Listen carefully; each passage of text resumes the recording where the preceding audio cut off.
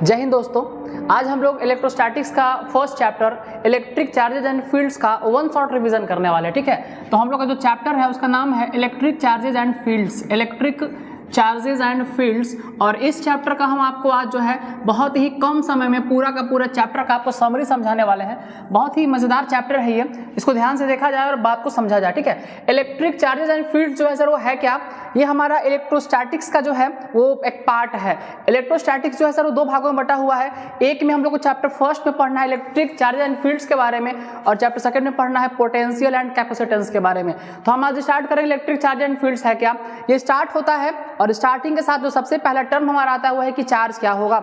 यानी आज हम लोग बात करेंगे सबसे पहले टर्म का, और पहला टर्म हमारा है चार्ज। हम बात करेंगे चार्ज का। ठीक है, चार्ज क्या होता है, उसके बाद हम डिस्कस करेंगे मेथड्स ऑफ चार्जिंग क्या क्या होते हैं और हमारे चार्ज का क्या क्या प्रॉपर्टी होता है। तो सबसे पहला टर्म हमारा है चार्ज क्या है, ध्यान से देखेंगे। सर चार्ज को हम लोग आवेश नाम से भी जानते हैं, चार्ज को आवेश भी कहा जाता है हिंदी में। तो हम समझेंगे कि आवेश यानी कि चार्ज क्या है। ये थोड़ा समझने वाला बात है, इसको ध्यान से समझा जाए। चार्ज जो है सर वो एक्चुअली में है क्या? तो चार्ज जो है किसी भी बॉडी का एक इंट्रिंसिक प्रॉपर्टी होता है।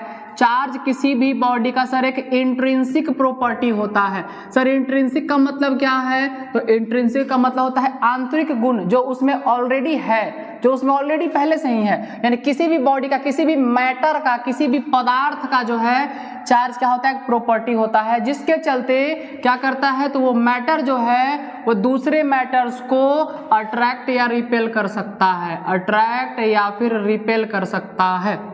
सर एक बार फिर से समझा दीजिए, चार्ज क्या है? तो चार्ज का मतलब किसी भी बॉडी का, किसी भी मैटर का एक इंट्रिंसिक प्रॉपर्टी होता है जो क्या करता है सर, तो बॉडी को अट्रैक्ट और रिपेल करने के लिए, यानी अट्रैक्शन और रिपल्सन को दिखाने के लिए काम आता है। यानी उस बॉडी के पास अगर चार्ज आ गया तो बॉडी के पास अट्रैक्शन और रिपल्सन का पावर आ जाता है सर। जैसे आपको बता दिया जाए, कोई भी बॉडी चार्ज हो सकता है सर। कोई बॉडी का मतलब आप भी चार्ज हो सकते हैं। आपने एग्जाम्पल एक पढ़ा होगा, जब हम एक कॉम्ब को लेकर हेयर के साथ रब करेंगे तो आफ्टर सम टाइम उस कॉम्ब के पास जो अभी कुछ नहीं था उसके पास भी स्मॉल पीसेज ऑफ पेपर को अट्रैक्ट करने का सर, धीरे धीरे खींचने का एक क्षमता आ जाता है, एक पावर आ जाता है। तो हम कह सकते हैं कि जो हमारा कॉम्ब है वो भी चार्ज हो गया। उसी तरह आप एग्जाम्पल कभी बच्चा में ट्राई किए होंगे, किसी को प्लास्टिक की चेयर पर बैठा के और उसको पीछे से दे तौली जब मारिएगा तो आफ्टर सम टाइम जो आदमी है उसके पास भी चार्ज आ जाएगा और उस चीज को आप फील कर सकते हैं। कैसे? तो अट्रैक्शन और रिपल्सन से।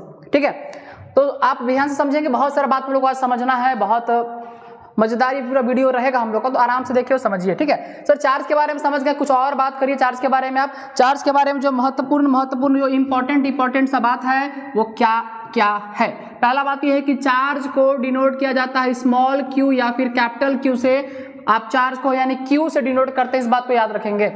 दूसरा बात जो हम लोग को याद रखना है चार्ज के बारे में कि चार्ज जो है वो आता कैसे है, चार्ज जो है वो प्रोड्यूस कैसे होता है। तो आपको बता दें, याद रखेंगे कि जब किसी एक बॉडी से या दूसरे बॉडी में ट्रांसफर ऑफ इलेक्ट्रॉन्स होगा, इलेक्ट्रॉन का स्थानांतरण होगा, तो वही जो है वो चार्ज को प्रोड्यूस कराता है। यानी कि transfer of electron is the main cause of charging. आगे बात आता है सर, ट्रांसफर का मतलब कोई दिया है और कोई लिया है, कोई एक्सेप्ट किया है, कोई डोनेट किया है। जो इलेक्ट्रॉन डोनेट करता है वो कहलाता है पॉजिटिव चार्ज, और वैसा बॉडी जो इलेक्ट्रॉन गेन करता है, रिसीव करता है, वो कहलाता है आपका नेगेटिव चार्ज। यहाँ से हमको पता चला सर चार्ज दो टाइप्स का होता है, पॉजिटिव चार्ज और नेगेटिव चार्ज। एक बार फिर से सर क्या क्या बता दिए आप? चार्ज का मतलब है किसी भी मैटर का वैसा प्रॉपर्टी जिसके चलते उस मैटर के पास अट्रैक्शन और रिपल्सन पावर आ जाए। सर चार्ज जो है उसको डिनोट करते हैं क्यू से। चार्ज सर प्रोड्यूस कैसे होता है? तो ट्रांसफर ऑफ इलेक्ट्रॉन्स के कारण प्रोड्यूस होता है। सर चार्ज दो टाइप्स का होता है, पॉजिटिव चार्ज और नेगेटिव चार्ज। जो बॉडी इलेक्ट्रॉन डोनेट कर देता है वो पॉजिटिव चार्ज, और जो गेन कर लेता है वो नेगेटिव चार्ज। आगे बता सर चार्ज का यूनिट क्या होता है, आपको बता दिया जाए। चार्ज का यूनिट कूलम होता है, जो कि इसका ऐसा यूनिट है, और इसी का जो सीजीएस यूनिट होता है स्टैट कूलम जो है वो चार्ज का सीजीएस यूनिट होता है। तो ये कुछ बात होगा चार्ज के बारे में। आगे हम बात करेंगे सर मेथड ऑफ चार्जिंग कौन कौन से हैं, हम लोग कैसे जो है चार्ज को प्रोड्यूस कर सकते हैं। आपको बता दिया जाए जो मेथड ऑफ चार्जिंग है वो जो है वो है आप इसको लिखते भी चलेंगे, देखते भी चलेंगे। मेन बात हम लोग ज़्यादा से ज़्यादा बातों को समझना है। कोई आपको हम जो है कोई नोट्स कॉपी कोई फेयर कॉपी नहीं छपवा रहे हैं, आपको समझना है और पूरे चैप्टर को हम समझाना चाह रहे हैं, ठीक है। आगे आता है सर कि मेथड ऑफ चार्जिंग कौन कौन से। सबसे पहला मेथड होता है हमारा चार्ज करने का, वो है charging by rubbing. Charging by rubbing जो मेथड है, सबसे पहला मेथड आता है चार्जिंग बाय रबिंग। सर नामे से तो पता चल रहा है रब रब रब माने रगड़ना है, रगड़ के बॉडी को चार्ज करना है। और चार्जिंग बाय रबिंग जो है उसी को हम लोग कॉन्टैक्ट मेथड भी कहते हैं। कॉन्टैक्ट मेथड का मतलब होता है कि जब एक बॉडी दूसरे बॉडी के कॉन्टैक्ट में आएगा तो एक बॉडी से दूसरे बॉडी में रब करने के चलते क्या होगा, इलेक्ट्रॉन का ट्रांसफर होगा। और ट्रांसफर का मतलब एगो डोनेट करेगा तो एगो गेन करेगा और दोनों बॉडी चार्ज हो जाएगा। सर जो डोनेट किया ना, जो दे दिया ना, वो कैसा बन जाएगा, पॉजिटिव चार्ज, और जो गेन कर लो क्या बन जाएगा सर, नेगेटिव चार्ज। यानी कि पहला मेथड क्या होता है चार्जिंग बाय रबिंग, जिसको हम लोग कॉन्टैक्ट मेथड भी बोलते हैं। और दूसरा होता है चार्जिंग बाय इंडक्शन। तो हम अभी थोड़ा सा समझा देते हैं आपको चार्जिंग बाय इंडक्शन मेथड क्या है। हम एक एक करके धीरे धीरे धीरे सारे टॉपिक्स को आपको हम समझाएंगे, आपको आराम से समझना है, पूरा वीडियो को लास्ट तक देखना है। चार्जिंग बाय इंडक्शन ये मेथड क्या बताता है। इस मेथड में क्या होता है ना सर कि एगो ही बॉडी मान लीजिए है जिसमें positive charge negative charge, positive negative दोनों चार्ज है, ठीक है। और जब इस बॉडी को इसी को पास लाएंगे ना, जैसे मान लीजिए सिर्फ पॉजिटिव इसके पास चार्ज है, सिर्फ इस तरह से चार्ज है, तो होगा क्या कि जब पॉजिटिव को इसके पास लाएंगे तो अच्छे को बात आप बतेवी नहीं कि चार्ज का जो है ऐसे प्रॉपर्टी उसको आपको बताएंगे आगे, फिर भी आप समझ लीजिए पहले ही से कि अगर दोनों चार्ज लाइक चार्ज है, लाइक चार्ज का मतलब दोनों चाहे प्लस प्लस है चाहे माइनस माइनस है, तो एक दूसरे को रिपेल करता है यानी दूसरे से दूर भागता है। और जब दोनों अनलाइक चार्ज है, सर अनलाइक बोले तो अगर एक पॉजिटिव दूसरा नेगेटिव है तो अनलाइक चार्ज हुआ, ये क्या दूसरे को अट्रैक्ट करता है। सर एगो बात कैसे याद रख पाएंगे, एक जैसा रहेगा तो हट जाएगा और अलग अलग रहेगा तो सट जाएगा, इस बात से याद रखेंगे। एक जैसा में रिपल्सन और अलग अलग में होता है अट्रैक्शन।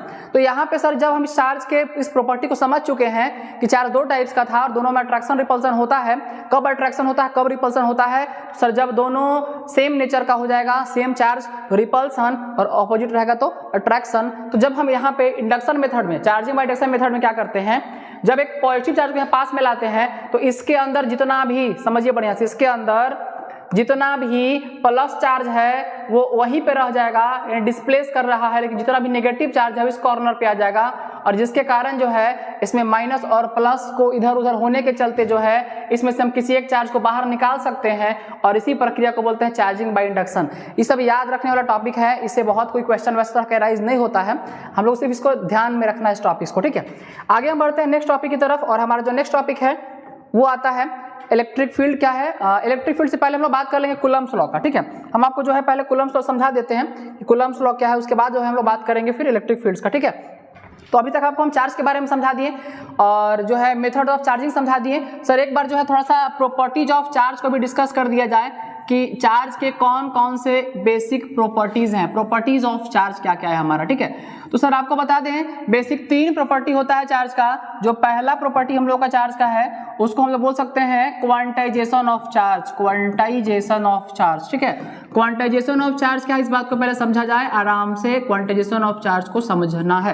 क्वांटाइज्ड का मतलब होता है सर, क्वांटाइज्ड का मतलब होता है available in fixed amount, available in fixed amount, available in fixed amount. इसका मतलब ये कह रहा है कि कोई एकदम फिक्स्ड अमाउंट का है। सर ये पूरा डिफिनेशन को समझाने से बढ़िया है इसका सीधा सीधा बात समझा दिया जाए, वो होता है Q बराबर plus minus N E, Q equal to plus minus N E. Sir ये क्या है, Q equal to plus minus N E का मतलब ये है कि Q का मतलब आपका चार्ज है। किसी भी बॉडी में जो चार्ज होता है सर वो क्वांटाइज्ड फॉर्म में होता है सर, और क्वांटाइज्ड फॉर्म का मतलब क्या है सर, फिक्स्ड अमाउंट का होता है सर। फिक्स्ड अमाउंट बोले तो फिक्स्ड अमाउंट का मतलब होता है जैसे कहीं आप दुकान में पेन खरीदने जाएंगे तो क्या बोलेंगे, एक पेन दो, 2 पेन दो, 3 पेन, इस तरह से खरीदते हैं हम। ऐसा कभी नहीं बोलते सर कि हमको 1.5 पेन चाहिए, 2.7 पेन चाहिए, यानी कभी फ्रैक्शनल फॉर्म में नहीं होता, हमेशा फिक्स्ड अमाउंट में होता है। उसी तरह एक बॉडी से दूसरे बॉडी में जो चार्ज ट्रांसफर होगा वो सर 1 2 3 4 5 इस तरह से होगा, कभी भी फ्रैक्शनल फॉर्म में नहीं हो सकता है, कभी डेसिमल फॉर्म में नहीं हो सकता है, कभी अटा बटा में नहीं हो सकता है। तो इस तरह से होता है। तो चार्ज जो है एन का मतलब यहाँ पे हो गया आपका इंटीजर, इंटीजर का मतलब प्लस माइनस दोनों हो सकता है, और ई का मतलब क्या है, इलेक्ट्रॉन। जब ये इलेक्ट्रॉन ट्रांसफर होता है कहां से कहां, एक बॉडी से दूसरे बॉडी में, तो हमेशा क्वांटाइज्ड फॉर्म में होता है, ठीक है सर। अगला प्रॉपर्टी सी क्या बोलता है, क्वांटाइजेशन ऑफ चार्ज के बाद हम लोग का जो नेक्स्ट प्रॉपर्टी आता है वो आता है दूसरा नंबर, और दूसरा नंबर का प्रॉपर्टी कहता है conservation of charge. Conservation of charge यानी चार्ज का जो है सर वो कंजर्वेटिव गुण होता है, चार्ज के पास कंजर्वेटिव नेचर होता है। सर ये बात थोड़ा सा एक्सप्लेन किया जाए, कंजर्वेशन का मतलब आपको पता होगा, charge can neither be created nor be destroyed, मतलब चार्ज को न तो कोई बना सकता है नहीं चार्ज को कोई नष्ट कर सकता है, डिस्ट्रॉय कर सकता है। तो सर होता क्या है, चार्ज का केवल एक बॉडी से दूसरे बॉडी में ट्रांसफर होता है। ठीक है, फिर से एक बार समझते हैं इस कंजर्वेशन ऑफ चार्ज क्या बताता है। तो charge can neither be created, charge can neither be created, ठीक है ना, चार्ज को ना तो बना सकते हैं और नॉर बी डिस्ट्रॉयड, ना ही इसको हम खत्म कर सकते हैं, बर्बाद कर सकते हैं। तो करेंगे क्या, it can only be transfer from one form to another form और one body to another body. Charge केवल एक बॉडी से दूसरे बॉडी में ट्रांसफर होता है सर, सिर्फ उसका ट्रांसफर हो सकता है। ठीक है, ये बताता है कंजर्वेशन ऑफ चार्ज। तो सर एग्जाम्पल में आइए, जो हम लोग एक बार कॉम्ब को इसी से रगड़ रगड़ के चार्ज किए थे तो क्या उसका चार्ज कहाँ चला जाता है, खत्म नहीं होता है, होता है।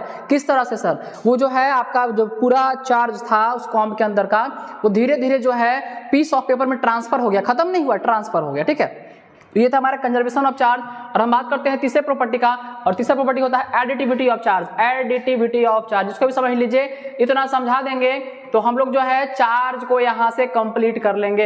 एडिटिविटी ऑफ चार्ज कहता है किसी भी सिंगल बॉडी, किसी भी आइसोलेटेड बॉडी, किसी भी तनहा बॉडी में जो है टोटल चार्ज जो होता है क्वांटाइज्ड होता है। मतलब अगर मान लीजिए Q1 है, Q2 है, Q3 है, माइनस Q4 है, माइनस Q5 है, तो इसका टोटल चार्ज जो है सभी चार्जों का अलजेब्रिक सम के बराबर होता है, सभी चार्जों का अलजेब्रिक सम के बराबर होता है। ठीक है सर, अलजेब्रिक सम का मतलब क्या, इस बॉडी में टोटल चार्ज कितना है, तो Q1 plus Q2 plus Q3 minus Q4 minus Q5, इस तरह से जोड़ देंगे, इस बॉडी के टोटल चार्ज को हम प्राप्त कर लेंगे। सर जैसे मान लीजिए इस बॉडी में 2 coulomb minus 2 coulomb plus 3 minus 1, इस तरह से चार्ज बटा हुआ है। तो सर कैसे करेंगे, plus 2 minus 2 plus 3 minus 1, total को ऐड कर लेंगे, सीधा सीधा अलजेब्रिक सम कर लेंगे, हम लोग को टोटल चार्ज मिल जाएगा। तो एक बार एकदम सर 1 मिनट का टाइम लीजिए, जितना आवाज बताए हैं पहले हम लोग को चार्ज पूरा फिर से एक बार खत्म करिए, फिर आगे बढ़िएगा। चार्ज के बारे में बताएं कुछ। चार्ज का मतलब होता है किसी बॉडी का एक इंट्रिंसिक प्रॉपर्टी होता है, जो प्रॉपर्टी के चलते होता क्या है, बॉडी के पास अट्रैक्शन और रिपल्सन पावर आ जाता है। सर अट्रैक्शन और रिपल्सन पावर आ जाता है किसके पास, बॉडी के पास, मैटर के पास। चार्ज को दिखाते क्या से हैं, Q से दिखाते हैं। चार्ज का यूनिट क्या होता है, कूलम होता है। चार्ज कितने टाइप्स का होता है, 2 टाइप्स का, positive charge and negative charge. Positive charge and negative charge. Positive कब, जब डोनेट करेगा, नेगेटिव कब, जब गेन करेगा। ठीक है, कुछ इस तरह से याद रखना आप लोगों को। आगे बताते हैं किसी भी बॉडी पर कम से कम मिनिमम कितना चार्ज पॉसिबल है, तो एक इलेक्ट्रॉन का जो वैल्यू होता है कम से कम इतना ही चार्ज पॉसिबल किसी बॉडी पे, क्योंकि इलेक्ट्रॉन ट्रांसफर करेगा तो कम से कम इतना चार्ज ट्रांसफर करेगा, क्योंकि इलेक्ट्रॉन भी कितना, तो इलेक्ट्रॉन सर क्वांटाइज्ड फॉर्म में ट्रांसफर करता है कितना, प्लस माइनस Ne के फॉर्म में, और n का मतलब नंबर 1 2 3 4, कम से कम इतना चार्ज ट्रांसफर हो सकता है। ठीक है, अब बताएं नेक्स्ट कंजर्वेशन ऑफ चार्ज क्या होता है। कंजर्वेशन का मतलब होता है चार्ज स्टोर होता है, चार्ज जमा होता है, चार्ज कभी खत्म नहीं होता है, चार्ज का केवल एक बॉडी से दूसरे बॉडी में ट्रांसफर होता है। इन दूसरा आपने बताया conservation of charge. And the last one आपने बताया चार्ज के पास सर एडिटिविटी का गुण होता है, और एडिटिविटी का मतलब होता है कि बॉडी में जो टोटल चार्ज होगा उसका क्या होगा, अलजेब्रिक सम के बराबर होगा। ठीक है, चलिए सर बात करते हैं सर नेक्स्ट टॉपिक का। नेक्स्ट टॉपिक का बात करते हैं, और नेक्स्ट टॉपिक हमारा आएगा कहाँ पे, तो नेक्स्ट टॉपिक आता है कि हमारा कहाँ गया, हाँ इलेक्ट्रिक फील्ड से पहले चलिए हम कूलम्ब्स लॉ का बात कर लेते हैं। कूलम्ब्स लॉ क्या है, ठीक है ना, कूलम्ब्स लॉ इंपॉर्टेंट बात है। उसके बाद फिर हम हेडिंग को ऐसा लिख के रखे हैं क्या क्या पढ़ाना है, लेकिन हम लोग आराम से चलते हैं, सारा हेडिंग आपको हम पढ़ाएंगे आज। कूलम्ब्स लॉ शुरू हो रहा है सर। कूलम्ब्स लॉ क्या एकदम इंपॉर्टेंट और एकदम मस्त टॉपिक है, मजेदार टॉपिक है, मजा आ जाएगा। कूलम्ब्स लॉ बढ़िया से पढ़ लो। कूलम्ब्स लॉ कहता क्या है सर, तो कूलम्ब्स लॉ एकदम ही आसान है, एकदम बढ़िया से समझेंगे। कहता है कि 2 बॉडी अगर आपके पास है, बॉडी का नाम है A और B, और अगर एक पे चार्ज है Q1, दूसरे पे चार्ज है Q2, और बीच का दूरी है R। ठीक है, कुछ इस तरह से। तो बताएं कूलम्ब्स लॉ क्या बताता है। कूलम्ब्स लॉ बताता है इस दोनों के बीच में जो फोर्स लगेगा, दोनों के बीच में जो फोर्स लगेगा, सर भी बताइए कि फोर्स जो लगेगा वो फोर्स कैसा लगेगा। तो आपको बता दें फोर्स अट्रैक्टिव नेचर का भी लग सकता है, फोर्स रिपल्सिव नेचर का भी लग सकता है। सर अट्रैक्टिव कब लगेगा, जब एक नेगेटिव दूसरा पॉजिटिव होगा। रिपल्सिव कब, जब दोनों पॉजिटिव या दोनों नेगेटिव होगा। तो जो फोर्स लगेगा वो डायरेक्टली प्रोपोर्शनल होता है product of their charges Q1 into Q2 का, और इनवर्सली प्रोपोर्शनल होता है square of distance between them, square of distance between them, उनके बीच के दूरी का। यानी यह दोनों बात को जब मिला देंगे सर तो क्या मिलेगा, मिलेगा F proportional Q1 into Q2 by R square. जब हम प्रोपोर्शनल साइन को हटाएंगे मिलेगा F equal to K Q1 Q2 by कितना आर स्क्वायर। और यहाँ से हम कह सकते हैं कि यही हमारा कूलम्ब्स लॉ है, this is called Coulomb's law.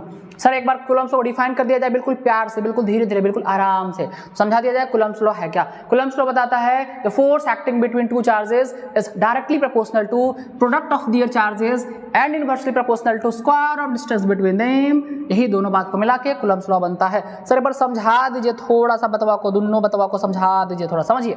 कह रहा है कि दो चार्ज का अगर हम मैग्नीट्यूड को बढ़ाएंगे सर, मतलब छोटा छोटा कम कम पावर का चार्ज तो कम फोर्स, इन डायरेक्टली मतलब क्या होता है, अगर ई बढ़िस तो इहो बढ़िस, मतलब क्या है, चार्ज ज्यादा तो फोर्स भी ज्यादा, तो चार्ज कम तो फोर्स भी कम। लेकिन इसके बीच का डिस्टेंस का इनवर्सली माना था उल्टा, मतलब अगर पास पास रखेंगे सेपरेशन कम होगा तो फोर्स क्या होगा सर, ज्यादा होगा। लेकिन सब जब सेपरेशन बढ़ाएंगे बढ़ाएंगे बढ़ाएंगे बढ़ाएंगे दूर चले जाएंगे, फोर्स भी क्या हो जाएगा, वीक हो जाएगा, कम हो जाएगा। तो जितना आर बढ़ी उतना एफ कम हुई, यानी आर को अगर बढ़ाया जाएगा तो फोर्स क्या हो जाएगा सर, कम हो जाएगा, दूरी ज्यादा फोर्स कम। ये दोनों का बात को मिला कूलम्ब्स लॉ बनता है। सर यहाँ पर बात कीजिए के का, के क्या है, के है इलेक्ट्रोस्टैटिक कांस्टेंट, के है इलेक्ट्रोस्टैटिक कांस्टेंट, क्या है हमारा इलेक्ट्रोस्टैटिक कांस्टेंट। और के का जो वैल्यू होता है सर दो गो होता है, एक होता है न्यूमरल वैल्यू, न्यूमेरिकल बनाएंगे तो 9 इंटू 10 टू द पावर 9 होगा। और जब इसको डेरिवेटिव वैल्यू का बात करें, डेरिवेशन सॉल्व करें, क्या होगा 1/4 pi epsilon not, 1/4 pi epsilon not. ये के का दो वैल्यू है, ये वैल्यू और ये वैल्यू, ये दोनों का वैल्यू का जो है वो कांस्टेंट होता है, फिक्स होता है, नियत रहता है, नहीं बदलता है। सर यहाँ से वो और बात मिला, ये एप्सिलॉन नॉट क्या है, एप्सिलॉन नॉट को जो है हम लोग क्या बोलते हैं, इसी को बोलते हैं परमिटिविटी, इसी को बोलते हैं क्या, परमिटिविटी। अभी हम डिस्कस करेंगे परमिटिविटी क्या होता है, उससे पहले इसी टॉपिक के आधार पे एक छोटा सा न्यूमेरिकल करा देते हैं आपको, ठीक है ना। ऐसा ही क्वेश्चन एनसीईआरटी में भी दिया हुआ है, लेकिन आपको बता देते हैं। क्वेश्चन कर रहा है कि हमारे पास दो चार्ज है, दो चार्ज है, मान लीजिए Q1 और Q2, एक का वैल्यू है 10 कूलम और दूसरा का वैल्यू है 20 कूलम, और दोनों चार्ज एक दूसरे से मान के चलिए कि 3 सेंटीमीटर का डिस्टेंस पे रखे गए हैं, तो बताइए उनके बीच में कितना फोर्स लगेगा, ठीक है। तो सर एक बात क्लियर है, इनके बीच का अगर फोर्स निकालना है यानी कि हम लोग को F निकालना है, और F निकालने के लिए क्या चाहिए, K चाहिए, Q1 चाहिए, Q2 चाहिए, और क्या चाहिए, R स्क्वायर। अभी तुरंत तो पढ़े हैं सर, ताजा ताजा तो पढ़े हैं सर, तुरंत तो दिया हुआ था। चलिए K तो फिक्स होता है 9 इंटू 10 टू द पावर 9 ही तो मिल गया सर, F निकालना था। अब आइए Q1 Q2 क्या है आपने बताया है, Q का मतलब क्या होता है, चार्ज। तो चार्ज है, एक कितना हो गया 10 कूलम का, तो कितना है 10, दूसरा कितना है आपका 20 कूलम का, तो हो गया 20 बाई नीचे आइए, उसके बीच का दूरी, दूरी R कितना 3 सेंटीमीटर। सर सेंटीमीटर को मीटर में बदलना है, 100 से डिवाइड करेंगे, 0.03 इंटू 0.03। क्वेश्चन कह रहा है, दैट मीन्स इसका मतलब क्या समझ लीजिए, two charges of 10 coulomb and 20 coulomb are separated by 3 centimetre distance, then calculate the force of attraction और रिपल्सन बिटवीन देम। तो ऐसे निकालेंगे, डेसिमल हटाएंगे, डेसिमल हटाएंगे, ऊपर 10 की पावर 4 बैठाएंगे सर, 3 से 9 9 9 9 उड़ गया, और जो बचेगा ऊपर में कैलकुलेट कर लीजिए, तो 2 और इंटू 10 का पावर कितना 4 और एक 5, 5 एक 6, 6 6 9 15 15, इतना न्यूटन का जो है फोर्स लगेगा। सर अट्रैक्टिव रिपल्सिव आप बता दीजिए, अट्रैक्टिव रिपल्सिव जल्दी बताइए क्या होगा, रिपल्सिव। कैसे पता, इहो प्लस तो क्या होगा, फोर्स ऑफ रिपल्सन हो जाएगा, ठीक है। चलिए आगे बात करते हैं हम नेक्स्ट टॉपिक का, और कूलम्ब्स लॉ के बाद हम लोग बात करेंगे परमिटिविटी क्या होता है। परमिटिविटी का मतलब होता है जब हम दो चार्जेस को अलग अलग मीडियम्स में रख के और उसके बीच लगने वाले फोर्सेस को कंपेयर करते हैं, तो हम उसको परमिटिविटी के फॉर्म में डिफाइन करते हैं, ठीक है। आपको बहुत ज़्यादा एक्सप्लेन नहीं करेंगे, हम बस इतना बता देते हैं कि परमिटिविटी ऑफ फ्री स्पेस जो है वो 8.85 इंटू 10 टू द पावर -12 के बराबर होता है, जिस वैल्यू को आपको याद रखना है, जो आपको अभी काम आने वाला है, ठीक है। चलिए आगे बात कर रहे हैं आपका हम जो नेक्स्ट टर्म का, और अब हम शुरू कर रहे हैं इलेक्ट्रिक फील्ड से। बात करेंगे इलेक्ट्रिक फील्ड क्या है, तो आप ध्यान से देखिएगा और समझिएगा इलेक्ट्रिक फील्ड क्या होता है। इलेक्ट्रिक फील्ड समझाएंगे, इलेक्ट्रिक फील्ड इंटेंसिटी समझाएंगे, और इलेक्ट्रिक फील्ड लाइंस का भी हम बात करेंगे आपसे, ठीक है। सबसे पहले समझते हैं हम लोग कि इलेक्ट्रिक जो फील्ड हमारा क्या होता है। इलेक्ट्रिक फील्ड दो वर्ड से बना है, इलेक्ट्रिक से और फील्ड से। तो आप बताइए इलेक्ट्रिक का मतलब तो बता दिए, अभी हम लोग पढ़ते आ रहे हैं, फील्ड का मतलब क्या होता है।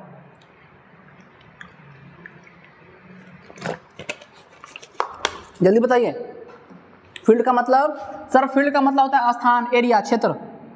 फील्ड का मतलब होता है स्थान, एरिया, क्षेत्र। यानी इलेक्ट्रिक फील्ड क्या है सर, सर मान लीजिए हमारा एक चार्ज है Q, तो इस Q का प्लस चार्ज अगर मान लीजिए है, तो ये दूसरे माइनस चार्ज को खींचेगा, अट्रैक्ट करेगा। सर कहाँ तक? तो यहाँ रखेंगे, मान लीजिए नहीं खींचा, यहाँ लाएं नहीं खींचा, यहाँ लाएं खींच लिया, मतलब इसके चारों ओर का एक स्थान, एक एरिया, एक रेंज है जहां तक ये चार्ज अपने असर को दिखा सकता है, और उसी एरिया, उसी क्षेत्र, उसी रेंज को क्या बोलते हैं हम लोग? फील्ड बोलते हैं।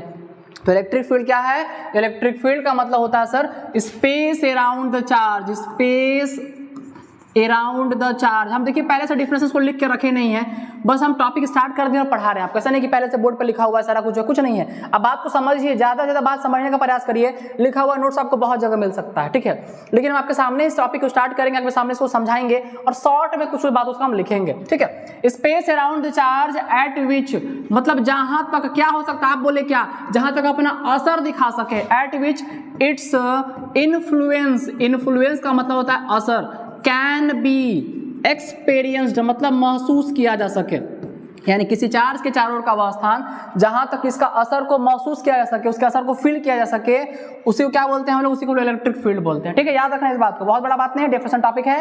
इलेक्ट्रिक फील्ड क्या है? इलेक्ट्रिक फील्ड है सर किसी भी चार्ज के चारों ओर का वह स्थान, that means the space around the charge at which its influence can be experienced. याद रखना है, ठीक है। चलिए आगे बढ़ते हैं सर, आगे बढ़ेंगे। Electric field lines, electric field intensity क्या होता है? ये टॉपिक बहुत इंपॉर्टेंट टॉपिक है, बहुत इंपॉर्टेंट, मतलब इस पे बहुत सारा आगे टॉपिक पूछा जाता है। इलेक्ट्रिक फील्ड इंटेंसिटी क्या है? इंटेंसिटी का मतलब होता है ताकत, कितना ताकत है। इलेक्ट्रिक फील्ड के ताकत को पता करना सर कैसे पता चलेगा? अभी आप जस्ट बताए ना कि एक चार्ज जो है किसी दूसरे चार्ज को अट्रैक्ट चाहे रिपेल करेगा, तो कितना ताकत से, जितना फोर्स लगाता है किस पर? इस चार्ज पर। किस चार्ज पे? किसी यूनिट चार्ज पे, यानी कि इलेक्ट्रिक फील्ड इंटेंसिटी को डिनोट करते हैं ई से, और ई इक्वल टू कितना होता है? F by Q not. F by Q not का मतलब क्या है कि कितना फोर्स लगा रहा है, कितना फोर्स लगा रहा है किस पे? किसी यूनिट चार्ज पे, यानी force acting on unit charge, यानी कि force acting per unit charge, इसका क्या होता है? Electric field intensity. किसी यूनिट चार्ज पर जितना फोर्स लगाया जाता है उसी फॉर्म में हम इलेक्ट्रिक फील्ड के इंटेंसिटी को डिफाइन करते हैं। सर जैसा कि इसका डिफिनेशन है उसके हिसाब से इसका यूनिट क्या होने वाला है? टॉपिक इंपॉर्टेंट है, वो ध्यान देंगे बढ़िया से इस टॉपिक पर। फोर्स का होता है न्यूटन, चार्ज का होता है कूलम, यानी न्यूटन पर कूलम जो होता है वही इसका यूनिट होता है किसका? इलेक्ट्रिक फील्ड इंटेंसिटी का, ठीक है। इलेक्ट्रिक फील्ड इंटेंसिटी निकालने के लिए पूछा जाता है कि बताइए इलेक्ट्रिक फील्ड इंटेंसिटी किसी भी पॉइंट चार्ज के लिए कितना होगा? किसी भी पॉइंट चार्ज के लिए इलेक्ट्रिक फील्ड इंटेंसिटी यानी कि EFI कितना होता है? इलेक्ट्रिक फील्ड इंटेंसिटी दिखाते हैं E से, और E इक्वल टू किसी भी पॉइंट चार्ज के लिए कैसे निकालते हैं? मान लीजिए यहाँ पे पॉइंट चार्ज Q है और यहाँ से R डिस्टेंस पे एक यूनिट चार्ज Q नॉट रखा हुआ है, और यहाँ पे हम लोगों को पता करना है, यहाँ पे हम लोग को निकालना है कि ये चार्ज के चलते इस चार्ज पे कितना ताकत लग रहा है। इसका फॉर्मूला होता है E equal to KQ by R square. Equal to कितना होता है? KQ by R square. इसी फॉर्मूला पे हम लोग बहुत सारे क्वेश्चंस को सॉल्व करते हैं, E equal to KQ by square पे, ठीक है ना। ये भी कैसे आया है सर? तो E इक्वल टू होता है ना F by Q not, F by Q not से ही फॉर्मूला आया है। F का मतलब फोर्स, फोर्स का वैल्यू कितना? तो फोर्स का वैल्यू सर अभी हम लोग पढ़े थे क्या? तो दो चार्ज के बीच फोर्स निकालना है, तो K Q1 Q2 by R square, और बटा कितना हो गया? Q not. तो Q1 Q2 तो है नहीं, एक क्या था? Q, दूसरा क्या था? Q not. तो Q नॉट बाई स्क्वायर से Q नॉट कैंसिल, मिला कितना? KQ by R square. यही से फॉर्मूला मिलता है कि अगर हमको इलेक्ट्रिक फील्ड इंटेंसिटी निकालना है, निकालेंगे टॉपिक ऐसा आएगा कि इलेक्ट्रिक फील्ड इंटेंसिटी निकाली, तो कैसे निकालेंगे हम लोग? KQ बाई R स्क्वायर से, ठीक है। चलिए आगे बढ़ते हैं नेक्स्ट टॉपिक की तरफ हम, और हम बात करते हैं इलेक्ट्रिक फील्ड इंटेंसिटी के बाद अब इलेक्ट्रिक डाइपोल का। इलेक्ट्रिक डाइपोल का, अच्छा सर कोई छोटा सा टॉपिक था उसका बात करिए ले रहे हैं, देख लीजिए। जब डाइपोल का बात करेंगे, इलेक्ट्रिक फील्ड लाइंस क्या है? कंप्लीट डेफिनेशन टॉपिक है, ये कंप्लीट डेफिनेशन टॉपिक है, ठीक है ना। समझ इसको, इलेक्ट्रिक फील्ड लाइंस होता क्या है? इलेक्ट्रिक फील्ड लाइंस एक तरह का इमेजिनरी लाइन होता है। इसके बारे में जो महत्वपूर्ण बात है, जो इंपॉर्टेंट बात है, कैसा लाइन होता है? इमेजिनरी लाइन होता है। इसको इलेक्ट्रिक फील्ड के साथ कैसा ड्रॉ करते हैं? हमेशा टेंजेंटियली ड्रॉ करते हैं, हमेशा टेंजेंटियली ड्रॉ करते हैं, टेंजेंट के जैसा ड्रॉ करते हैं। मान लीजिए यहाँ पे चार्ज Q है, यहाँ पर ऐसे टेंजेंट ड्रॉ कर देंगे, यहाँ पर ड्रॉ कर देंगे, यहाँ पर कर देंगे, यही जो है इलेक्ट्रिक फील्ड लाइंस कहलाएगा। इसका काम क्या है? जो टेंजेंट ड्रॉ करेंगे उसका मेन काम है डायरेक्शन ऑफ इलेक्ट्रिक फील्ड को बताना, डायरेक्शन ऑफ इलेक्ट्रिक फील्ड को बताना, ठीक है। काम क्या है? डायरेक्शन ऑफ इलेक्ट्रिक फील्ड को बताना।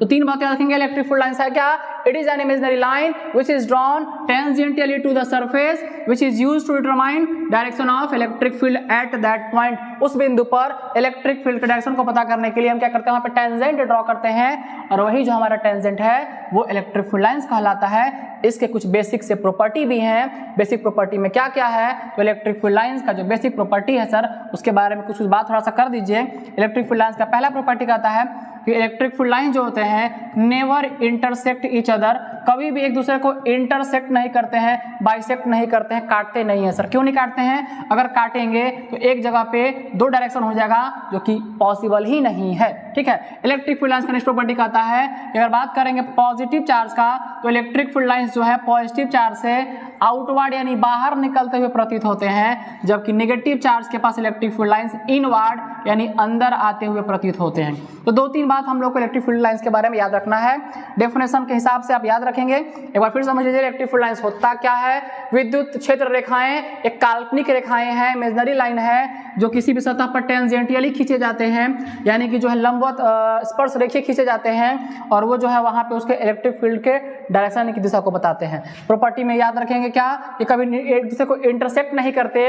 आगे बात आता है सर कि ये कभी भी पॉजिटिव चार्ज के लिए बाहर की तरफ खींचे जाते हैं और नेगेटिव के लिए इनवर्ड मतलब अंदर की तरफ खींचे जाते हैं, ठीक है ना।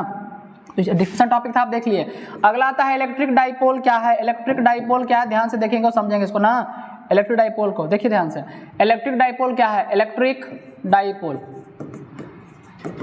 चल तो रहे हैं हम थोड़ा जल्दी जल्दी, लेकिन आपको समझना है एकदम धीरे धीरे, आराम से हम समझ रहे बाबू, ठीक है ना। देखिए डाइपोल क्या है सर, नाम है डाई मतलब दो। तो हम बात करें किसके, दो पोल का। और इलेक्ट्रिक डाइपोल बेसिकली बना है दो चार्ज से, कौन कौन, नेगेटिव चार्ज और पॉजिटिव चार्ज, और इसके बीच का सेपरेशन कितना होता है, तो 2a होता है। तो डाइपोल का मतलब होता है क्या, दो चार्ज है, नेगेटिव चार्ज और पॉजिटिव चार्ज, और उसके बीच का सेपरेशन कितना होता है, बहुत ही छोटा सेपरेशन होता है, बहुत ही कम होता है। दिखाते कैसे उसको, 2a से दिखाते हैं। तो इलेक्ट्रिक डाइपोल डिफाइन कैसे करेंगे, the arrangement of two charges having same magnitude है, दोनों का बराबर बराबर मान होगा। मतलब ये -5 कूलम तो ये +5 कूलम, ये -15 कूलम ये कितना हो जाएगा, +15 कूलम, ये -50 तो ये कितना हो जाएगा, +50। मतलब दोनों का वैल्यू हमेशा बराबर होना चाहिए, मैग्नीट्यूड हमेशा बराबर होना चाहिए। और उसके बीच का जो डिस्टेंस है सर वो 2a से दिखाते हैं, बहुत ही कम होता है, लगभग मिलीमीटर के फॉर्म में होता है, उससे भी छोटा हो सकता है। बहुत कम डिस्टेंस रहेगा, बहुत कम सेपरेशन रहेगा, तो क्या बनेगा, इलेक्ट्रिक डाइपोल बनाएगा। डाइपोल से इंपॉर्टेंट क्या है, इसका नेक्स्ट टर्म जो है electric dipole moment. Electric dipole moment क्या होता है सर, इलेक्ट्रिक डाइपोल मोमेंट जो होता है उसको हम लोग जो है बेसिकली डिनोट करते हैं क्या से, P से। और P इक्वल टू कितना होता है सर, 2a इंटू Q का मल्टीपल होता है। 2a मतलब क्या है, तो 2a मतलब इसके बीच का सेपरेशन, इसके बीच का दूरी, और Q मतलब दोनों में से एक चार्ज का magnitude. Electric dipole moment define कैसे करते हैं, it is defined as the product of, गुना होता है किसका किसका, तो मैग्नीट्यूड ऑफ आइदर चार्ज मतलब दोनों में से किसी एक चार्ज का, और into separation between the charge का मतलब दोनों के बीच के दूरी का। तो इलेक्ट्रिक डाइपोल मोमेंट क्या है, it is denoted by P से दिखाते हैं, और ये जो है सर प्रोडक्ट होता है, मल्टीपल होता है, गुना होता है किसका किसका, तो दोनों में से किसी एक चार्ज का और चार्जों के बीच के सेपरेशन यानी कि दूरी का, ठीक है। डाइपोल मोमेंट का सर यूनिट क्या हो जाएगा, तो 2a मतलब क्या आपका डिस्टेंस का मीटर, और चार्ज से क्या होता है कूलम, इसको हम लोग कूलम मीटर कहते हैं। इसका यूनिट क्या होता है डाइपोल मोमेंट का, coulomb metre, coulomb into metre, याद रखना इस बात को। डाइपोल क्या था, अरेंजमेंट ऑफ टू चार्ज, दो चार्ज को अरेंज करना है, हैविंग सेम मैग्नीट्यूड, दोनों का मैग्नीट्यूड क्या होगा, बराबर होगा, और उसके बीच का जो डिस्टेंस है कितना होगा, बहुत ही कम होगा, स्मॉल होगा, 2a होगा। उसके बाद आता है सर कि आगे बताएंगे डाइपोल मोमेंट क्या था, उसको दिखाते हैं सर P से, और ये प्रोडक्ट होता है, मल्टीपल होता है, गुना होता है किसका किसका, 2a का और Q का। 2a क्या है हमारा, 2a हमारा यहाँ पे जो है चार्जों के बीच का दूरी है, और Q क्या है हमारा मैग्नीट्यूड ऑफ आइदर चार्ज है। अब आता है इलेक्ट्रिक फील्ड इंटेंसिटी निकालना है, ठीक है ना। कहां पर सर, किसी डाइपोल के लिए, और डाइपोल के लिए भी दो जगह पे निकालेंगे। पहला नंबर कहता है आपका on axial line, axial line, यहां से देखिए हम डेरिवेशन स्टार्ट कर, डेरिवेशन पार्ट है, बढ़िया समझिएगा।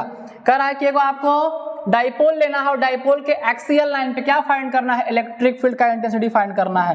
देखते हैं कैसे कैसे किया जाएगा। सबसे पहले एक डाइपोल ले लिए, डाइपोल का मतलब आपको भी पता है, दो ठो चार्ज लेना होगा, -q तो दूसरा +q, बीच का सेपरेशन कितना सर 2a, ये हमारा हो गया डाइपोल। ये मान लीजिए सेंटर पॉइंट O है, तो हमको क्या करना है, सेंटर पॉइंट O से कुछ दूरी पर, इसी के कहाँ पर, एक्सियल लाइन पे। एक्सियल लाइन कहाँ पे सर, नाम इस जगह का नाम दे देते हैं ना, ध्यान से देखेंगे, नाम दे रहे हैं। इसका नाम हो गया A, इसका नाम हो गया मान लीजिए B, तो कहीं पे एक्सियल लाइन कहाँ पे, कहाँ हो गया, C पे हो गया मान लीजिए सर। एक्सियल लाइन का मतलब क्या होता है, एक्सियल लाइन का मतलब उसके एक्सिस पे कहीं पे भी, एक्सिस बोले तो सर कहीं पे सेंटर से R डिस्टेंस पे कहीं पे एक पॉइंट P ले लिए मान लो यहाँ पर, यही इसका एक्सियल लाइन है। इसी के एक्सिस पे कहीं भी, यहाँ यहाँ यहाँ यहाँ यहाँ कहीं भी ले सकते थे, तो हमने पॉइंट P वहाँ पर ले लिया। और वहाँ हम लोग क्या फाइंड करना है, इलेक्ट्रिक फील्ड का इंटेंसिटी फाइंड करना है, E फाइंड करना है। इसका फॉर्मूला क्या होता है सर, KQ/R²। इसी फॉर्मूला के हेल्प से, KQ/R² के हेल्प से आपको वहाँ पे फाइंड करना है। तो सर आपको भी पता है कि इलेक्ट्रिक फील्ड इंटेंसिटी मतलब उसका ताकत, तो ताकत वहां लगा कौन रहा है सर, एक बार माइनस क्यू और एक बार कौन लगा रहा है, प्लस क्यू। जब इसके हिसाब से निकालेंगे, कैसा निकालेंगे, इलेक्ट्रिक फील्ड इंटेंसिटी निकालना है सर, कहां पर, एट पॉइंट P पर। पॉइंट P पर कौन लगा रहा है सर, एक बार बताएं आप, ड्यू टू कौन सा, माइनस क्यू चार्ज। एक बार निकालेंगे माइनस क्यू, फिर सेम कहानी निकालेंगे, इलेक्ट्रिक फील्ड इंटेंसिटी कहां पर, एट पॉइंट P पर। इस बार ड्यू टू कौन सा चार्ज, इस बार due to plus Q charge, due to plus Q charge. दो बार निकालेंगे, एक बार माइनस क्यू के लिए और एक बार प्लस क्यू के लिए, और चेक करेंगे कितना कितना वैल्यू होगा। माइनस क्यू के लिए निकालेंगे सर, फॉर्मूला का था KQ/R² के हिसाब से निकालिए, तो E = KQ/R का मतलब क्या होता है, दूरी। और दूरी निकालना कहाँ से है, A से, और कहाँ पर निकालना है, P पर। दूरी यहाँ से कितना हो जाएगा, AP²। उसी तरह यहाँ निकालेंगे E2 इसको नाम देते हैं E1 को नाम देते हैं E2, क्योंकि दो बार निकाल रहे हैं। इधर क्या कहता है, सेम फॉर्मूला KQ/R, R मतलब डिस्टेंस कहाँ से, प्लस क्यू से, और प्लस क्यू से कितना है, BP²। तो एक बार AP², एक बार क्या निकालेंगे, BP²। वैल्यू बैठाएंगे, सॉल्व करेंगे, तो E1 हम लोग को यहाँ से मिला, कितना मिला सर, KQ/AP का वैल्यू कितना है, AP का वैल्यू चेक करो, A से P तक कितना है सर, तो टोटल जो है माइनस क्यू के लिए यहाँ से कितना है आपका R, और कितना है A, क्या मिलेगा, R+A, या क्या मिला है यहाँ पे लोगों को, R+A²। और यहाँ पे क्या मिल जाएगा आपको, E2 = KQ/R-A²। ये आपको इक्वेशन सेकंड मिलेगा, इक्वेशन फर्स्ट मिलेगा। और आपको जो है यहाँ से इसको कैलकुलेट करना है, सॉल्व करना है। जब दोनों को आप सॉल्व करेंगे, इक्वेट करेंगे, आपको E1 का वैल्यू मिल गया और E2 का वैल्यू मिल गया, क्योंकि एक जो है माइनस वाला है। तो सर यहाँ पर ताकत लगा रहा है, तो ये बात समझाइए कि चार्ज क्या कहीं हवा में ताकत लगाता है, नहीं सर। अगर चार्ज ताकत लगा रहा तो किसी न किसी पॉइंट चार्ज पे ही लगा रहा, तो यहाँ पे वो Q0 चार्ज हम रख दिए हैं और चेक करें कि ताकत कितना लगा रहा है, ठीक है ना। तो क्योंकि माइनस है तो एक बार अपने तरफ खींचेगा E1 ताकत से, और प्लस उसको धक्का कितना ताकत से, E2 ताकत से। दोनों में बड़ा कौन है, दोनों में बड़ा E2 है। कैसे पता चला, क्योंकि E2 नजदीक के चलते आ रहा है, नजदीक वाला हमेशा बड़ा होता है। कैसे पता चला, क्योंकि R पे डिपेंड करता है। तो E2 में से E1 घटा देंगे, E2 निकाले हैं ना, E1 निकाले ना, सब्ट्रैक्ट कर देंगे, आपको इसका फाइनल फार्मूला मिल जाएगा। और फाइनल फार्मूला जो हम लोग को मिलेगा, जो नेट E मिलेगा, वो मिलेगा सर K2P कितना मिलेगा, नीचे R3, K2P क्या मिलेगा हम लोगों को, R3। ये हमारा पहला होता है एक्सियल लाइन का डेरिवेशन। उसी के जैसा बिल्कुल सेम टू सेम हम नेक्स्ट टॉपिक का बात करेंगे। इलेक्ट्रिक फील्ड का इंटेंसिटी ही निकालना है सर, इलेक्ट्रिक फील्ड का इंटेंसिटी ही निकालना है, लेकिन इस बार कहाँ निकालना है, ऑन इक्वेटोरियल लाइन पे निकालना है। इक्वेटोरियल लाइन पे निकालेंगे तो देखेंगे सर क्या होगा और कैसे निकालते हैं। सर इसमें क्या करते हैं हम लोग, इसमें ना सर ये भी डाइपोले लेते हैं, डाइपोल का मतलब माइनस क्यू और प्लस क्यू। सर बीच का दूरी कितना लेते हैं, तो 2a ही लेते हैं, और सेंटर पॉइंट O से कहीं डॉट डॉट डॉट डॉट कहीं बीच में कहीं यहाँ पर पॉइंट P ले लेते हैं, और यहाँ पे हम निकालते हैं कि इलेक्ट्रिक फील्ड का ताकत कितना होगा। एक बार माइनस क्यू लगाएगा और एक बार कौन लगाएगा, यहाँ से प्लस क्यू लगाएगा। दोनों अपना अपना ताकत यहाँ पर लगाएगा और हम चेक करें कितना होगा। सर क्योंकि दोनों का डिस्टेंस बराबर है, तो इसके बीच लगने वाला जो ताकत है वो भी क्या होता है, बराबर होता है। यानी यहाँ से लगने वाला ताकत और यहाँ से लगने वाला ताकत दोनों क्या है, बराबर होगा। और इलेक्ट्रिक फील्ड जो है इंटेंसिटी यहाँ से हम कैलकुलेट करेंगे, तो हम लोग यहाँ से जो मिलेगा वो होता है K×P कितना होता है, R3। दोनों में यही अंतर होता है कि जो एक्सियल होता है वो यहाँ पे 2P इसका जस्ट डबल होता है, और जबकि इक्वेटोरियल जो होता है वो एक्सियल का जस्ट आधा होता है। तो इलेक्ट्रिक फील्ड इंटेंसिटी के बारे में एक बार आपको हम शॉर्ट में समझा दिया जाए कि जो एक्सियल होगा, एक्सियल लाइन पे इलेक्ट्रिक फील्ड का फॉर्मूला होता है निकालने का K2P/R3, जहां पर P आपको पता है क्या है, डाइपोल मोमेंट है, अभी जस्ट पढ़ाए थे। R क्या है, तो दूरी है, डिस्टेंस है। और इक्वेटोरियल लाइन पे क्या होता है सर, तो इक्वेटोरियल लाइन पे जो होगा हम लोग का जो फॉर्मूला होता है कुछ ऐसा होता है, E कितना होता है सर, K और P कितना हो जाता है, R3, KP/R3। यही दोनों में अंतर होता है, ठीक है ना। इस बात को अब याद रखेंगे, समझेंगे, बहुत टफ टॉपिक नहीं है, समझ लो टॉपिक है। नेक्स्ट हम बात करते हैं टॉर्क एक्टिंग ऑन डाइपोल का। टॉर्क एक्टिंग ऑन डाइपोल क्या है, ठीक है, टॉर्क एक्टिंग ऑन डाइपोल, इस बात को समझते हैं। टॉर्क का मतलब होता है सर एक तरह का फोर्स। कैसा फोर्स, जब किसी यूनिफॉर्म फील्ड में किसी वस्तु पर फोर्स लगाते हैं और फोर्स लगाने के बाद जब ऑब्जेक्ट जो है वो सीधा ना चल के गोल गोल घूमना शुरू कर दे, सर्कुलर मोशन शुरू कर दे, उसी लगने वाले फोर्स को टॉर्क कहा जाता है। तो यहाँ पे जब एक डाइपोल कुछ इस तरह से डाइपोल है, डाइपोल को कुछ इस तरह से जो रखा हुआ है सर, यहाँ से यहाँ से नाम है -q और +q, यहाँ पे दो चार्ज हो गया, इसके बीच का डिस्टेंस कितना है 2a है। इसको यूनिफॉर्म इलेक्ट्रिक फील्ड E में रखा गया है, ठीक है ना। और इस पे फोर्स लगाया जा रहा है सर, फोर्स लगा रहा है, कौन लगा रहा है? इलेक्ट्रिक फील्ड लगा रहा है। इधर की तरफ इधर जैसे फोर्स लगेगा इस पे, जो पेयर ऑफ फोर्स लगेगा वही टॉर्क कहलाएगा। इसका फॉर्मूला याद रखिए, जो इंपॉर्टेंट बात है वो क्या होता है टॉर्क का? टॉर्क का फॉर्मूला होता है tau equal to magnitude of either force, magnitude of either force, याद क्या रखना है? Magnitude of either force into perpendicular distance, into perpendicular distance. यहाँ से उसको जब कैलकुलेट करेंगे तो उसका फॉर्मूला हम लोग को फाइनल मिलेगा, कितना मिलेगा? PE sin theta. जितना भी न्यूमेरिकल बनेगा टॉर्क एक्टिंग का वो किससे बनता है? PE sin थीटा पे। ये डेरिवेशन छोटा सा है, ये सर सारा हम क्लासरूम में आप करवाए हुए हैं वैसे, ठीक है ना। और आप इसको इसी फॉर्मूला पर जब बनाएंगे magnitude of either force into perpendicular distance पे, तो आपको जो है टॉर्क एक्टिंग का फॉर्मूला मिल जाएगा। इसमें भी कुछ केस होता है जो इंपॉर्टेंट है, जिसपे क्वेश्चन पूछता है। वो पहला है कि जब डाइपोल को परपेंडिकुलरली प्लेस्ड करेंगे, थीटा बराबर 90 डिग्री पे प्लेस्ड करेंगे तो क्या होगा। सेकंड क्वेश्चन बोलता है कि जब आप टॉर्क को पैरेलली प्लेस करेंगे, पैरेलल का मतलब है जब इसको हम 180 डिग्री पे प्लेस करेंगे तब क्या होगा। इसमें 2-3 केस पूछा जाता है कि when a dipole is placed perpendicular to the field then torque will be क्या होगा। तब टॉर्क जो होता है वो सबसे मैक्सिमम होता है, तब टॉर्क क्या होता है? सबसे मैक्सिमम होता है। और जब पैरेलल फील्ड करते हैं टॉर्क सबसे मिनिमम होता है। इस बात को ध्यान रखना है, पैरेलल प्लेस्ड करेंगे टॉर्क सबसे मिनिमम होगा, परपेंडिकुलर प्लेस्ड करते हैं तो टॉर्क सबसे क्या होता है? मैक्सिमम होता है, ठीक है। इस बात को समझ गए हम लोग, टॉर्क तक समझ के बाद आगे हम बात करते हैं टॉर्क एक्टिंग के बाद कंटिन्यूअस चार्ज डिस्ट्रीब्यूशन का। छोटा सा टॉपिक है, ध्यान से देखिएगा, समझिएगा इसको। कंटिन्यूअस चार्ज डिस्ट्रीब्यूशन क्या है? कंटिन्यूअस चार्ज डिस्ट्रीब्यूशन, ये भी एक टॉपिक आपका दिया हुआ है। इस टॉपिक के बाद हम लोग बात करेंगे सीधे सीधे इलेक्ट्रिक फ्लक्स का और गॉसेस लॉ का। 2 टॉपिक और बचेगा, हमारे चैप्टर खत्म हो जाएगा। एकदम हम शुरू से उस सब टॉपिक का धीरे धीरे करके सारे टॉपिक का डिस्कशन करते चल रहे हैं। ध्यान से आप सुनिए और देखिए इसको, ठीक है। बहुत जो है लंबा टॉपिक नहीं है, बहुत लंबा बात नहीं है, कम से कम समय में सारे बातों को हम समझा रहे हैं आप लोगों को, इससे ध्यान से देखिए। कंटिन्यूअस चार्ज डिस्ट्रीब्यूशन है क्या? जैसे इसका नाम है उसके हिसाब से पता क्या चल रहा है? कंटिन्यूअस, लगातार। किसको? चार्ज को क्या करना है? डिस्ट्रीब्यूट करना है सर, बांटना है। बांट दीजिए ना, कैसे बांटेंगे सर? चार्ज का कहता है कि जब हम किसी भी सिस्टम में, किसी भी बॉडी में चार्ज को यूनिफॉर्मली डिस्ट्रीब्यूट करते हैं, बराबर बराबर रूप से डिस्ट्रीब्यूट करते हैं, इसी घटना को कहा जाता है कंटिन्यूअस चार्ज डिस्ट्रीब्यूशन, जो कि 3 तरह का होता है। इस पे पूछा जाने वाला बात समझिए क्या क्या है। इससे पूछता है कि बताइए लीनियर चार्ज डिस्ट्रीब्यूशन क्या है। लीनियर चार्ज के बारे में याद क्या रखना है? लीनियर चार्ज डिस्ट्रीब्यूशन का मतलब है किसी भी बॉडी पे चार्ज को लीनियरली बांटना है, एक लाइन में बांटना है, सीधा लाइन में बांटना है। लीनियर चार्ज डिस्ट्रीब्यूशन को दिखाते क्या से है? लैम्डा से। और ये क्या होता है सर? Q/L होता है। Q/L का मतलब क्या है? लैम्डा इक्वल टू Q/L, मतलब Q मतलब चार्ज को बांटना है। और कैसे बांटना है? तो L का मतलब अकॉर्डिंग टू लेंथ बांटना है, लंबाई के हिसाब से बांटना है, सिर्फ ऐसे बांट देना है। ये क्या कहलाता है? हमारा लीनियर चार्ज डिस्ट्रीब्यूशन। यूनिट क्या हो जाएगा? चार्ज का कूलम, और लेंथ क्या होता है? मीटर, यानी कूलम पर मीटर यूनिट होता है किसका? लीनियर चार्ज का। सेकंड आता है कंटिन्यूअस चार्ज का, दूसरा टाइप का नाम है surface charge distribution. Surface charge distribution में चार्ज को लंबाई गुना चौड़ाई L इंटू बी के हिसाब से बांटते हैं। इसको दिखाते हैं सिग्मा से, और सिग्मा इक्वल टू हम लोग का होता है Q/S। और Q/S का मतलब, Q मतलब क्या हो गया यहाँ पे? चार्ज, और इसका मतलब क्या होता है? सरफेस। यानी जब हम किसी चार्ज को सरफेस के हिसाब से बांटते हैं, लंबाई नहीं, इस बार लंबाई के साथ साथ क्या बेचौड़ाई, यानी पूरा प्लेट जैसा है, सरफेस जैसा है, तब क्या कहलाएगा हमारा? तब कहलाएगा सरफेस चार्ज डिस्ट्रीब्यूशन। और तीसरा जो आता है सर वो आता है volume charge distribution. Volume charge में क्या होगा? हमको जो है चार्ज को L, B और H के हिसाब से बांटना है, लंबाई गुना चौड़ाई गुना ऊंचाई के हिसाब से बांटना है। इसको दिखाते हैं रो से, और ये होता है Q/V के बराबर। यहाँ भी हो गया Q का मतलब चार्ज, और V का मतलब क्या हो गया? वॉल्यूम। तो यूनिट सर्किट तक क्या क्या हो गया इसका? तो इसका कूलम पर मीटर स्क्वायर हो गया, सरफेस मतलब एरिया हो गया, तो और क्या कूलम पर मीटर क्यूब हो गया वॉल्यूम के लिए। इस तरह से याद क्या रखना है?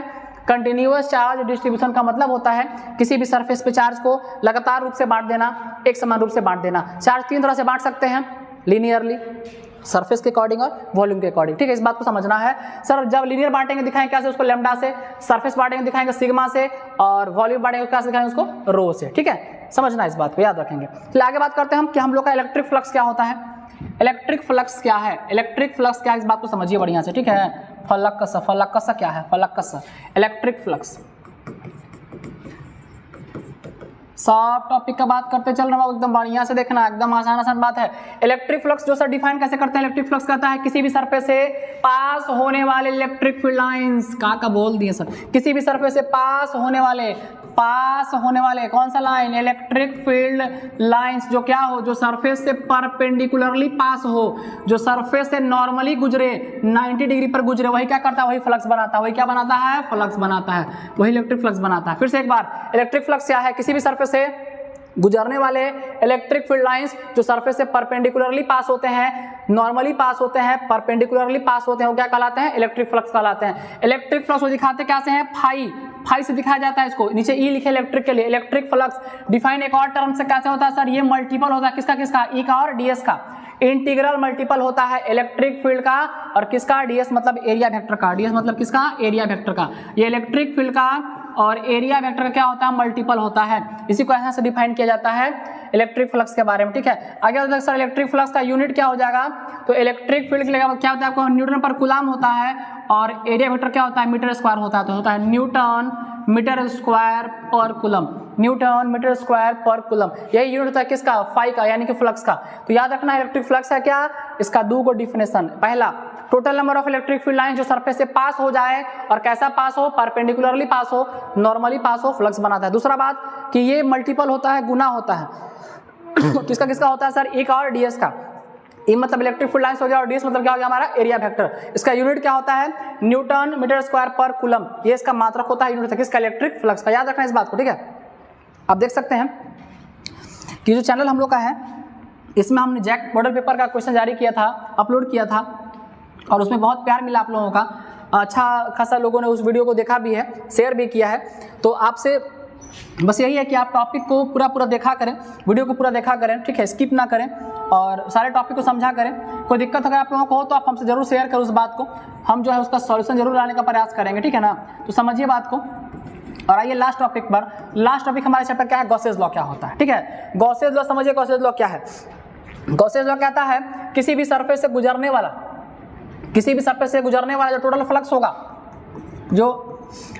फ्लक्स होगा, वो किसके बराबर होगा, तो सरफेस में Q इनक्लोज्ड यानी टोटल चार्ज के 1/ε टाइम्स के बराबर होगा। टोटल फ्लक्स क्या है, Q इनक्लोज, सरफेस के अंदर टोटल चार्ज के 1/ε टाइम्स के बराबर होता है। यानी कि आप कह सकते हैं कि जो फाई होगा वो Q/ε0 के बराबर होगा। यही बात गॉस के लॉ में समझाया गया था। एक बार फिर समझते हैं गॉस क्या समझाते हैं कि जो टोटल फ्लक्स किसी भी सरफेस से पास होता है वो उसके अंदर स्थित टोटल चार्ज के ε0 टाइम्स के बराबर होता है। यही हमारे गॉस का लॉ था जिसमें जो है गॉस ने इस लॉ को एक स्फेरिकल बॉडी लेके और उसके माध्यम से सिद्ध भी करके बताया गया है, समझाया गया है। इसका जो है बेसिक 3 प्रॉपर्टी है, हम लोग तीनों प्रॉपर्टी के ऊपर समझने का प्रयास करते हैं। गॉस जो है अपने लॉ को समझाए हैं 3 एप्लीकेशन के माध्यम से। पहला एप्लीकेशन कहता है कि जब एक लंबा सा स्ट्रेट सा वायर होगा उसके लिए गॉस का लॉ क्या होगा। फिर दूसरा समझाया गया है कि एक प्लेन शीट होगा तब गॉस का लॉ क्या होगा। और थर्ड समझाया गया है कि जब हम एक यूनिफॉर्मली चार्ज स्फेरिकल सेल ले लेते हैं तो उसके लिए क्या होता है। तो सबसे लास्ट वाला जो कहता है वो होता है E = सर KQ/R², जहां पे यूनिफॉर्मली चार्ज स्फेरिकल सेल का खत्म हुआ था इस टॉपिक में। ये एक डेरिवेशन पार्ट है जिसमें हम लोग को डेराइव करके टर्म को समझना है, मतलब थोड़ा सा लॉन्ग वे में समझना है।